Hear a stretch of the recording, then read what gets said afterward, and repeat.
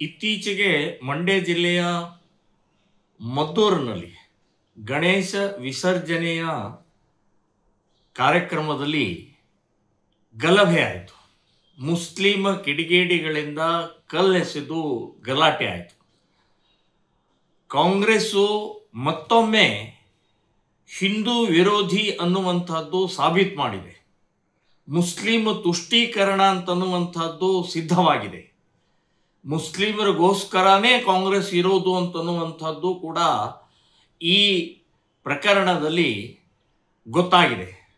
ಕಾರಣ ಏನು ಅಂತಂದರೆ, ಕಲ್ಲೆಸೆದವರು ಯಾರು ಏನು ಅಂತ ಹೇಳಿ ಗುರುತಿಸಿ ಅವರನ್ನು ಬಂಧಿಸಿ ಒದ್ದು ಒಳಗಡೆ ಹಾಕಬೇಕು ಅಂತನ್ನುವಂಥದ್ದು ಒಂದಾದರೆ, ಅಲ್ಲಿ ಪ್ರತಿಭಟನೆ ಮಾಡುವಂಥ ಹಿಂದೂ ಕಾರ್ಯಕರ್ತರ ಮೇಲೆ, ಹಿಂದೂ ಮಹಿಳೆಯರ ಮೇಲೆ 500 ಜನ ಮಹಿಳೆಯರ ಮೇಲೆ ಕೇಸ್ ಹಾಕಿದ್ದಾರೆ.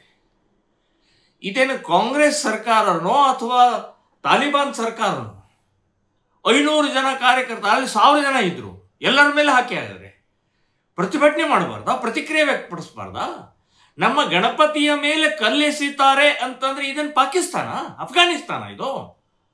ಸೊ ನಮ್ಮ ದೇಶದಲ್ಲಿ ಪ್ರಥಮ ಪೂಜಕ ಗಣಪತಿಯ ಆ ಕಲ್ಲೆಸೆದಂಥ ಸಂದರ್ಭದಲ್ಲಿ ಆಕ್ರೋಶ ವ್ಯಕ್ತ ಆಗಿದೆ, ಸಿಟ್ಟು ವ್ಯಕ್ತ ಆಗಿದೆ. ಸಿಟ್ಟು ಮಾಡಿದ್ರೆ ಇನ್ನೇನು ಮಾಡೋಕ್ಕಾಗುತ್ತೆ? ಸುಮ್ಮನೆ ಕೂತ್ಕೋಬೇಕಾ? ಅಳ್ಕೋದು ಕೂತ್ಕೋಬೇಕಾ?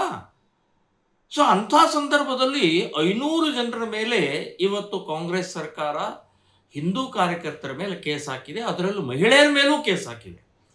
ಮಹಿಳೆಯರ ಮೇಲೆ ಲಾಠಿ ಚಾರ್ಜ್ ಮಾಡಿದ್ದಾರೆ.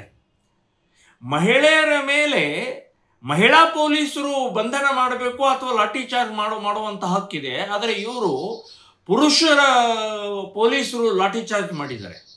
ಅಂದರೆ ಎಂಥ ಕ್ರೌರ್ಯ ಮೆರೆದಿದ್ದಾರೆ, ಕಾನೂನು ಬಾಹಿರವಾದಂಥ ಪ್ರಕ್ರಿಯೆ ನಡೆದಿದೆ. ಅದಕ್ಕೆ ನಾನು ಹೇಳ್ತಾ ಇದ್ದೀನಿ, ಈ ಮದ್ದೂರಿನಲ್ಲಿದ್ದಂಥ 500 ಅಲ್ಲ 1000 ಜನ ಹಾಕಲಿ, ನಾವೆಲ್ಲ ನಿಮ್ಮ ಜೊತೆಗಿದ್ದೀವಿ. ಶ್ರೀರಾಮ ಸೇನೆಯ ಸಂಘಟನೆ ನಿಮ್ಮ ಜೊತೆಗಿದೆ. ನಾವು ಒಂದು ವಕೀಲರ ತಂಡ, ಅಡ್ವೊಕೇಟ್ ತಂಡ ತಗೊಂಡು ಬಂದು ಎಲ್ಲರ ಜಾಮೀನನ್ನು, ಎಲ್ಲರಿಗೂ ಕೇಸ ನಿರ್ವಹಿಸುವಂಥ ಪ್ರಕ್ರಿಯೆಯನ್ನು ನಾವು ಮಾಡ್ತೀವಿ.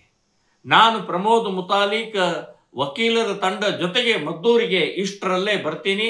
ಸೊ ತಾವು ಯಾವುದಕ್ಕೂ ಈ ರೀತಿಯ ಕೇಸ್ಗೆ, ಲಾಠಿ ಚಾರ್ಜ್ಗೆ ಅಥವಾ ಜೈಲಿಗೆ ಹೆದರದೆ ಹಿಂದುತ್ವದ ಈ ಕಾರ್ಯವನ್ನು ಮಾಡೋಣ, ಗೂಂಡಾಗಳಿಗೆ ಉತ್ತರ ಕೊಡುವಂಥ ತಾಕತ್ತು ಬೆಳೆಸೋಣ ಅಂತನ್ನುವಂಥದ್ದು ಈ ಸಂದರ್ಭದಲ್ಲಿ ಹೇಳ್ತೀನಿ.